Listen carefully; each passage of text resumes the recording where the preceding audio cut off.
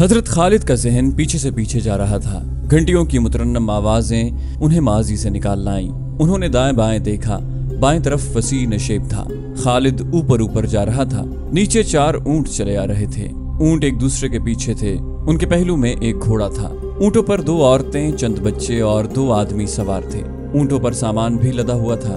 گھڑ سوار بوڑھا آدمی تھا۔ اونٹ کی رفتار تیز تھی۔ خالد نے اپنے گھوڑے کی رفتار کم کر دی۔ اونٹوں کا یہ مختصر سا قافلہ اس کے قریب آ گیا۔ بوڑھے گھڑ سوار نے اسے پہچان لیا۔ تمہارا سفر آسان ہو ولید کے بیٹے۔ بوڑھے نے بازو بلند کر کے لہرایا اور بولا، نیچے آ جاؤ، کچھ دور اکٹھے چلتے ہیں۔ حضرت خالد نے گھوڑے کی لگام کو ایک طرف جھٹکا دیا اور ہلکی سی ایڑ لگائی۔ گھوڑا نیچے اتر گیا۔ خالد نے اپنا گھوڑا بوڑھے کے گھوڑے کے پہلو میں لے جا کر خوشی کا اظہار کیا اور کہا، ابو جریج، اور یہ سب تمہارا خاندان ہے؟ ہاں، ابو جریج نے کہا۔ کیا یہ صحیح نہیں کہ محمد صلی اللہ علیہ وآلہ وسلم کو لوگ نبی مانتے ہی چلے جا رہے ہیں؟ کیا ایسا نہیں ہوگا کہ ایک روز مدینہ والے مکہ پر چڑھ دوڑیں گے اور ابو سفیان ان کے آگے ہتھیار ڈال دے گا؟ سردار اپنی شکست کا انتقام لینا ضروری نہیں سمجھتا، وہ ہتھیار ڈالنے کو بھی برا نہیں سمجھے گا۔ حضرت خالد نے کہا، کیا تمہیں یاد نہیں کہ ہم سب مل کر مدینہ پر حملہ کرنے گئے تھے تو مدینہ والوں نے اپنے ارد گرد خندق کھود ڈالی تھی؟ حضرت خالد نے کہا، ہم خندق پھلانگ سکتے تھے، میں خندق پھلانگ گیا تھا، اکرمہ بھی خندق کے پار چلا گیا تھا، مگر ہمارا لشکر جس میں تمہارے قبیلے کے جنگجو بھی تھے دور کھڑا تماشا دیکھتا رہا تھا۔ مدینہ سے پسپا ہونے والا سب سے پہلا آدمی ہمارا سردار ابو سفیان تھا۔ میرے بازو میں طاقت نہیں رہی ابن ولید۔ ابو جریج نے اپنا ایک ہاتھ جو ضعیفی سے کانپ رہا تھا خالد کے آگے کر کے کہا، میرا جسم ذرا سا بھی ساتھ دیتا تو میں بھی اس مارکے میں اپنے قبیلے کے ساتھ ہوتا۔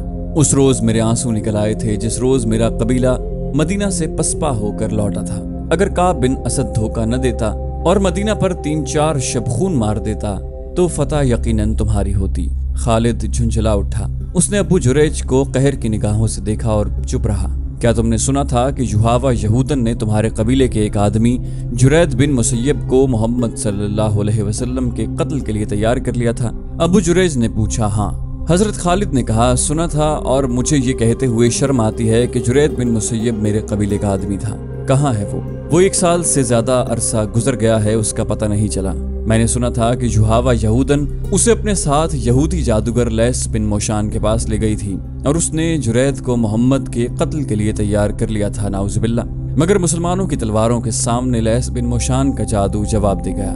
جرید بن مسیب مسلمانوں کے ہاتھوں قتل ہو گیا۔ بنو قریظہ میں سے زندہ بھاگ جانے والے صرف 2 تھے، لیس بن موشان اور جوہاوا۔ اب صرف ایک زندہ ہے، ابو جریج نے کہا، لیس بن موشان۔ صرف لیس بن موشان زندہ ہے، اور جرید اور جوہاوا وہ بدروہیں بن گئے تھے۔ ابو جریج نے کہا، میں تمہیں ان کی کہانی سنا سکتا ہوں۔ تم نے جوہاوا کو دیکھا تھا، وہ مکہ کی ہی رہنے والی تھی۔ اگر تم کہو گے کہ اسے دیکھ کر تمہارے دل میں ہلچل نہیں ہوئی تھی اور تم اپنے اندر حرارت سی محسوس نہیں کرتے تھے تو خالد میں کہوں گا کہ تم جھوٹ بول رہے ہو۔ کیا تمہیں کسی نے نہیں بتایا تھا کہ مدینہ پر حملے کے لیے غطفان اہل قریش سے کیوں جا ملا تھا اور دوسرے قبیلے کے سرداروں نے کیوں ابو سفیان کو اپنا سردار تسلیم کر لیا تھا؟ یہ جوہاوا اور اس جیسی 4 یہودنوں کا جادو چلا تھا۔ گھوڑے اور اونٹ چلے جا رہے تھے۔ اونٹ کی گردنوں سے لٹکتی ہوئی گھنٹیاں بوڑھے ابو جریج کے بولنے کے انداز میں جلترنگ کا ترنم پیدا کر رہی تھیں۔ خالد انہماک سے سن رہا تھا۔ جرید بن مسیب جوہاوا کے عشق کا اسیر ہو گیا تھا۔ ابو جریج کہہ رہا تھا، تم نہیں جانتے ابن ولید، جوہاوا کے دل میں اپنے مذاہب کے سوا کسی آدمی کی محبت نہیں تھی۔ وہ جرید کو اپنے طلسم میں گرفتار کر کے اپنے ساتھ لے گئی تھی۔ میں لیس بن موشان کو جانتا ہوں، جوانی میں ہماری دوستی تھی۔ جادوگری اور شعبدہ بازی اس کے باپ کا فن تھا۔ باپ نے یہ فن اسے ورثے میں دیا تھا۔ تم میری بات سن رہے ہو ولید کے بیٹے، یا اکتا رہے ہو؟ اب میں باتوں کے سوا کچھ نہیں کر سکتا۔ حضرت خالد ہنس پڑے اور بولے، سن رہا ہوں ابو جریج، غور سے سن رہا ہوں۔ یہ تو تمہیں معلوم ہوگا کہ جب ہمارے لشکر کو مسلمانوں کی خندق اور آندھی نے مدینہ کا محاصرہ اٹھا کر پسپائی پر مجبور کر دیا تھا تو محمد صلی اللہ علیہ وآلہ وسلم نے بنو قریظہ کی بستی کو گھیر لیا تھا۔ ابو جریج نے کہا، لیس بن موشان اور جوہاوا جرید بن مسیب کو وہیں چھوڑ کر نکل بھاگے۔ ہاں ابو جریج، حضرت خالد نے کہا، مجھے معلوم ہے کہ مسلمانوں نے بنو قریظہ کے تمام مردوں کو قتل کر دیا اور عورتوں اور بچوں کو اپنے ساتھ لے گئے تھے۔ میں جانتا ہوں تم میری باتوں سے اکتا گئے ہو۔ ابو جریج نے ہنستے ہوئے کہا، تم میری پوری بات نہیں سن رہے ہو، مجھے یہ بات وہاں سے سناؤ۔ حضرت خالد نے کہا، جہاں سے پہلے میں نے نہیں سنی۔ میں وہی تک جانتا ہوں کہ جرید بن مسیب اسی پاگل پن کی حالت میں مارا گیا تھا جو اس بوڑھے یہودی شعبدہ باز نے اس پر طاری کیا تھا، اور خود یوحاوا کو ساتھ لے کر وہاں سے بھاگ نکلا تھا۔ پھر ابو جریج نے کہا، پھر یوں ہوا کہ احد کی پہاڑی کے اندر جو بستیاں ہیں وہاں کے رہنے والوں نے ایک رات کسی عورت کی چیخیں سنی۔ 3-4 دلیر قسم کے آدمی گھوڑوں پر سوار ہو کر تلواریں اور برچیاں اٹھائے سرپٹ دوڑے، لیکن انہیں وہاں کوئی عورت نظر نہ آئی اور چیخیں بھی خاموش ہو گئیں۔ وہ ادھر ادھر گھوم پھر کر واپس آ گئے۔ یہ چیخیں صحرائی لومڑی یا کسی بھیڑیے کی بھی ہو سکتی تھی۔ حضرت خالد نے کہا، بھیڑیے اور عورت کی چیخ میں بہت فرق ہے۔ ابو جریج نے کہا، لوگ اسے کسی مظلوم عورت کی چیخیں سمجھے تھے۔ وہ یہ سمجھ کر چپ ہو گئے کہ کسی عورت کو ڈاکو لے جا رہے ہیں، یا وہ کسی ظالم خاوند کی بیوی ہوگی اور وہ سفر میں ہوں گے۔ لیکن اگلی رات یہی چیخیں ایک اور بستی کے قریب سنائی دیں۔ وہاں کے چند آدمی بھی ان چیخوں کے تعاقب میں گئے، لیکن انہیں کچھ نظر نہ آیا۔ اس کے بعد دوسری تیسری رات کچھ دیر کے لیے یہ نسوانی چیخیں سنائی دیتی اور رات کی خاموشی میں تحلیل ہو جاتی۔ پھر ان پہاڑیوں کے اندر رہنے والے لوگوں نے بتایا کہ اب چیخوں کے ساتھ عورت کی پکار بھی سنائی دیتی ہے، جرید جرید کہاں ہو؟ وہاں کے لوگ جرید نام کے کسی آدمی کو نہیں جانتے تھے۔ ان کے بزرگوں نے کہا تھا کہ یہ کسی مرے ہوئے آدمی کی بدروح ہے جو عورت کے روپ میں چیخ چلا رہی ہے۔ ابو جریج کے بولنے کا انداز میں ایسا تاثر تھا جو ہر کسی کو متاثر کر دیا کرتا تھا، لیکن خالد کے چہرے پر کوئی تاثر نہ تھا، جس سے پتہ چلتا کہ وہ قبیلہ غطفان کے اس بوڑھے کی باتوں سے متاثر ہو رہا ہے۔ لوگوں نے اس راستے سے گزرنا چھوڑ دیا جہاں یہ آوازیں عموماً سنائی دیا کرتی تھیں۔ ابو جریج نے کہا، ایک روز یوں ہوا کہ 2 گھڑ سوار جو بڑے لمبے سفر پر تھے ایک بستی میں گھوڑے سرپٹ دوڑاتے پہنچے۔ گھوڑوں کا پسینہ یوں پھوٹ رہا تھا جیسے وہ پانی میں سے گزر کر آئے ہوں۔ ہانپتے کانپتے سواروں پر خوف طاری تھا۔ انہوں نے بتایا کہ وہ ایک وادی میں سے گزر رہے تھے کہ انہیں کسی عورت کی پکار سنائی دی، جرید ٹھہر جاؤ، میں آ رہی ہوں۔ ان گھڑ سواروں نے ادھر دیکھا جدھر سے آواز آ رہی تھی۔ ایک پہاڑی کی چوٹی پر ایک عورت کھڑی ان گھڑ سواروں کو پکار رہی تھی۔ وہ تھی تو دور لیکن جوان لگتی تھی۔ وہ پہاڑی سے اترنے لگی تو دونوں گھڑ سواروں نے ڈر کر اینٹ لگا دی۔ سامنے والی چٹان گھومتی تھی۔ گھڑ سوار اس کے مطابق وادی میں گھوم گئے۔ انہیں 3-4 مزید موڑ مڑنے پڑے۔ گھبراہٹ میں وہ راستے سے بھٹک گئے تھے۔ وہ ایک اور موڑ مڑے تو ان کے سامنے 30-40 قدم دور ایک جوان عورت کھڑی تھی جس کے بال بکھرے ہوئے تھے اور وہ نیم برہنہ تھی۔ اس کا چہرہ لاش کی مانند سفید تھا۔ گھڑ سواروں نے گھوڑے روک لیے۔ عورت نے دونوں بازو ان کی طرف پھیلا کر اور آگے کو دوڑتے ہوئے کہا، میں تم دونوں کے انتظار میں بہت دنوں سے کھڑی ہوں۔ دونوں گھڑ سواروں نے وہیں سے گھوڑے موڑے اور ایڑ لگا دی۔ بوڑھا جریج بولتے بولتے خاموش ہو گیا۔ اس نے اپنا ہاتھ حضرت خالد کی ران پر رکھا ہوا اور بولا، میں دیکھ رہا ہوں کہ تمہارے پاس کھانے کے لیے کچھ نہیں ہے۔ کیا یہ اچھا نہیں ہوگا کہ ہم کچھ دیر کے لیے رک جائیں؟ پھر نہ جانے تم کب ملو۔ تمہارا باپ ولید بڑا زبردست آدمی تھا۔ تم میرے ہاتھوں میں پیدا ہوئے ہو۔ میں تمہاری خاطر تواضع کرنا چاہتا ہوں۔ روکو گھوڑے کو اور اتر آؤ۔ یہ قافلہ وہیں رک گیا۔ وہ کسی مرے ہوئے آدمی یا عورت کی بدروحی ہو سکتی تھی۔ ابو جریج نے بھنا ہوا گوشت حضرت خالد کے آگے رکھتے ہوئے کہا، کھاؤ ولید کے بیٹے۔ پھر ایک خوفناک واقعہ ہو گیا۔ ایک بستی میں ایک اجنبی اس حالت میں آن گرا کہ اس کا چہرے پر لمبی لمبی خراشیں تھیں جن سے خون بہہ رہا تھا۔ اس کے کپڑے پھٹے ہوئے تھے اور جسم پر بھی خراشیں تھیں۔ وہ گرتے ہی بے ہوش ہو گیا۔ لوگوں نے اس کے زخم دھوئے اور اس کے منہ میں پانی ڈالا۔ وہ جب ہوش میں آیا تو اس نے بتایا کہ وہ 2 چٹانوں کے درمیان سے گزر رہا تھا کہ ایک چٹان کے اوپر سے ایک عورت چیختی چلاتی اتنی تیزی سے اتری جتنی تیزی سے کوئی عورت نہیں اتر سکتی تھی۔ یہ آدمی اس طرح رک گیا جیسے دہشت زدگی نے اس کے جسم کی قوت سلب کر لی ہو۔ وہ عورت اتنی تیزی سے آ رہی تھی کہ رک نہ سکی۔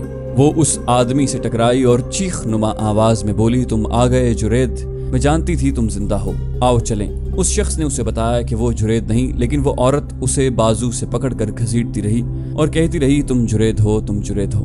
اس شخص نے اس سے آزاد ہونے کی کوشش میں اسے دھکا دیا۔ وہ گر پڑی اور اٹھ کھڑی ہوئی۔ یہ آدمی اسے کوئی پاگل عورت سمجھ کر وہیں کھڑا رہا۔ وہ اس طرح اس کی طرف آئی کہ اس کے دانت بھیڑیوں کی طرح باہر نکلے ہوئے تھے اور اس نے ہاتھ اس طرح آگے رکھے تھے کہ اس کی انگلیاں درندوں کے پنجوں کی طرح ٹیڑھی ہو گئی۔ وہ آدمی ڈر کر الٹے قدم پیچھے ہٹا اور ایک پتھر سے ٹھوکر کھا کر پیٹھ کے بل گرا۔ یہ عورت اس طرح اس پر گری اور پنجے اس کے چہرے پر گاڑ دیے جیسے بھیڑیا اپنے شکار کو پنجوں میں دبوچ لیتا ہے۔ اس نے اس آدمی کا چہرہ نوچ ڈالا۔ اس نے اس عورت کو دھکا دے کر پرے کیا اور اس کے نیچے سے نکل آیا، لیکن اس عورت نے اپنے ناخن اس شخص کے پہلو میں اتار دیے اور اس کے کپڑے بھی پھاڑ دیے اور کھال بھی بری طرح زخمی کر دی۔ उस जख्मी ने बताया कि उस औरत की आंखें और मुंह से शोले से निकलते हुए महसूस होते थे। वो इंसानों के रूप में आया हुआ कोई दरिंदा था। उस आदमी के पास खंजर था, लेकिन उसके होश ऐसे गुम हुए कि वो खंजर निकालना भूल गया। इत्तेफाक से उस आदमी के हाथ में उस औरत के बाल आ गए। उसने बालों को मुट्ठी में लेकर जोर से झटका दिया। वो औरत चट्टान पर गिरी। ये आदमी भाग उठा। उसे अपने पीछे उस औरत की चीखें सुनाई देती रहीं। उसे बिल्कुल याद नहीं था वो इस बस्ती तक किस तरह पहुंचा है। वो इन खराशों की वजह से बेहोश नहीं हुआ था। उस पर दहशत सवार थी।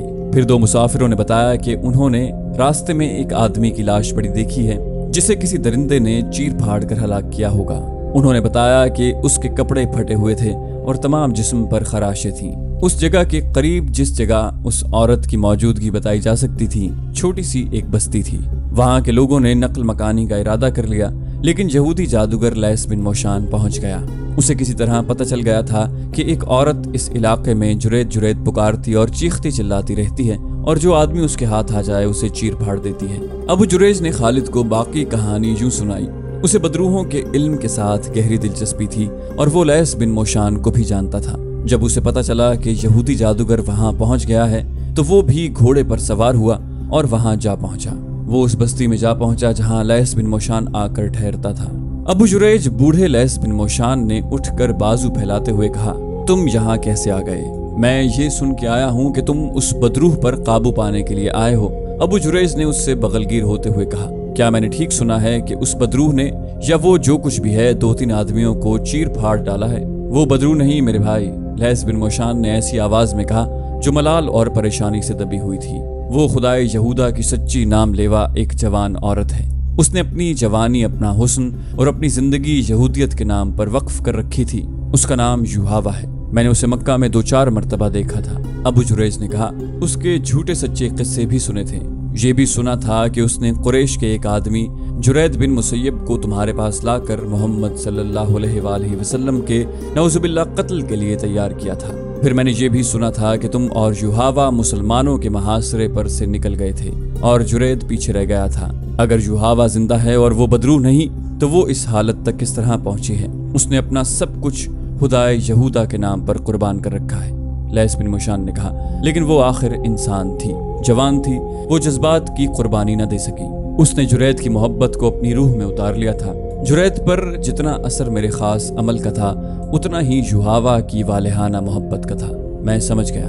अबू जुरैज ने कहा, उसे जुरैद बिन मुसय्यब की मौत ने पागल कर दिया है। क्या तुम्हारा अमल और जादू उस औरत पर नहीं चल सकता था? लैस बिन मोशान ने लंबी आह भरी और बेनूर आंखों से अबू जुरैज को टिकटिकी बांध कर देखा और कुछ देर चुप रहने के बाद कहा, मेरा अमल इस पर क्या असर करता? वो मुझे भी चीर फाड़ने को मुझ पर टूट पड़ती थी। मेरा अमल उस सूरत में काम करता कि मैं उसकी आंखों में आंखें डाल सकता और मेरा हाथ थोड़ी देर के लिए उसके माथे पर रहता।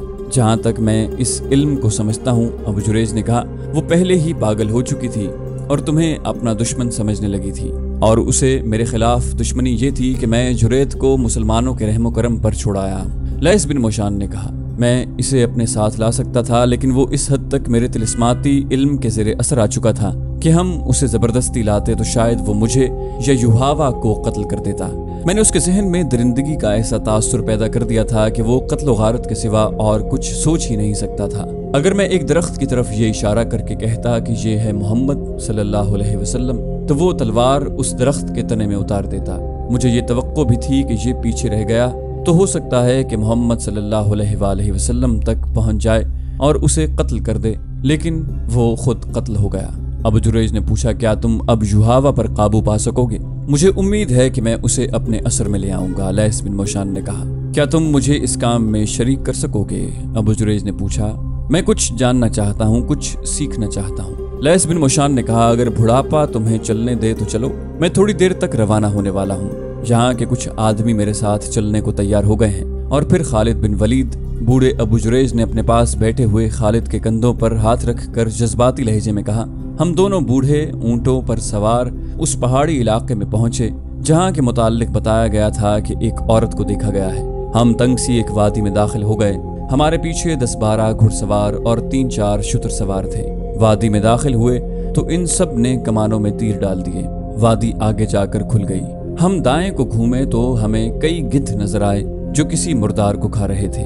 ایک صحرائی لومڑی گدھوں میں سے دوڑتی ہوئی نکل آئی۔ میں نے دیکھا اس کے منہ میں ایک انسانی بازو تھا اور لومڑیاں بھاگیں اور گدھ اڑ گئے۔ وہاں انسانی ہڈیاں بکھری پڑی تھیں، سر الگ پڑا تھا، اس کے بال لمبے ادھر ادھر بکھرے ہوئے تھے، کچھ کھوپڑی کے ساتھ تھے، آدھے چہرے پر ابھی کھال موجود تھی۔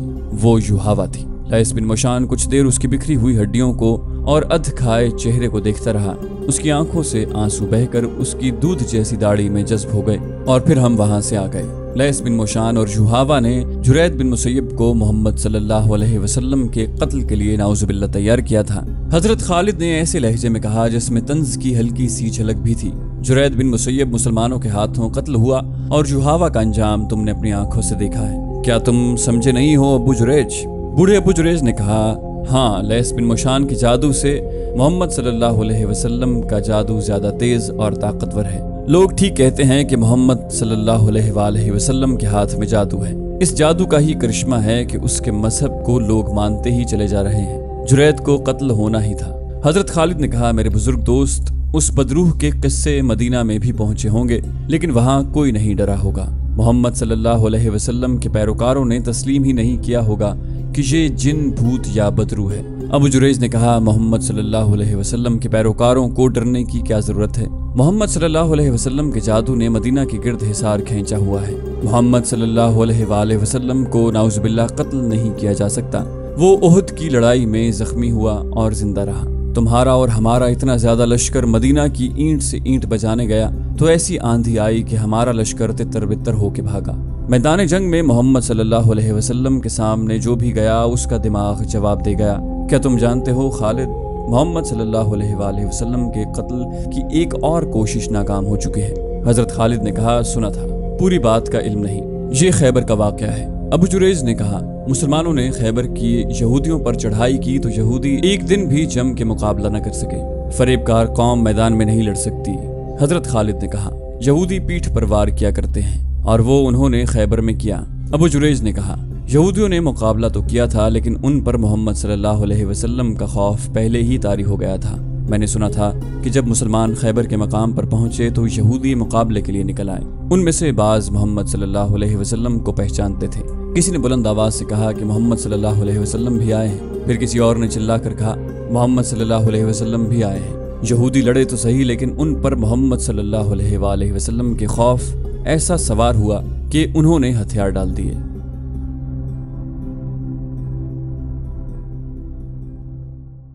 تو دوستو، یہ تھی ہماری آج کی ایپیسوڈ۔ امید کرتے ہیں آپ کو ہماری ایپیسوڈ پسند آئی ہوگی۔ جانے سے پہلے اس ویڈیو کو لائک، شیئر اور کامنٹ کرنا مت بھولیے، اور اگر آپ ہمارے چینل پر نئے ہیں تو اسے سبسکرائب کیجیے اور بیل آئیکن پر کلک کیجیے تاکہ آپ کو تمام ویڈیوز فوراً ملتی رہیں۔ اگلی ویڈیو تک کے لیے اپنا خیال رکھیے۔ اللہ حافظ۔